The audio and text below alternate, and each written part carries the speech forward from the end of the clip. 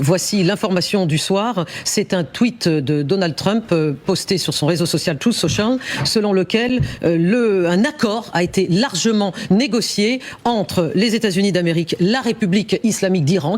Donald Trump vient d'acter la défaite des États-Unis face à l'Iran. 5 semaines de frappes menées par les Américains. Coucher d'une souris, c'est ça que vous êtes en train de nous dire. C'est pas grand-chose. Non, c'est pas une souris, c'est une défaite. Et c'est une montagne, cette défaite. Les États-Unis, première puissance militaire mondiale, vient d'être défait par le régime iranien. Donc vous l'interprétez comme ça, Gallagher? Je vous confirme que je l'interprète comme ça. Je pense que je suis pas tout seul à l'interpréter comme ça. Moi, j'ai parlé d'une défaite. Est-ce que c'est pas même une capitulation? Cette fenêtre d'opportunité ne se présentera plus jamais.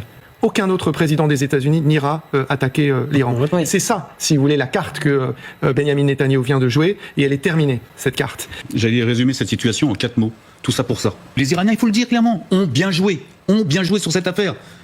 Oui, stratégiquement. Et pour vous, qui a bien joué les Iraniens? Les Iraniens ont bien joué sur la question du détroit d'Ormuz. Et franchement, les États-Unis sont rentrés dans le piège dans cette affaire. Une capitulation?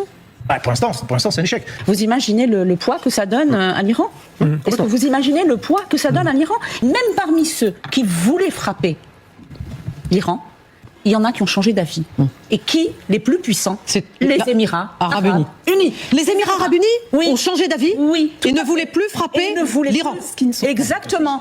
Moi, ce que je peux vous dire, c'est que du côté israélien, il y a énormément de colère, de frustration. Actuellement, je suis en train de lire ce qui se passe là-bas. On a l'impression qu'on est le dos au mur, seul, avec un partenaire, un allié qui nous lâche en rase campagne. Oui. Comme vous venez de le dire. Et donc, à un moment donné, la question, c'est comment on va sortir par le haut dans cette affaire.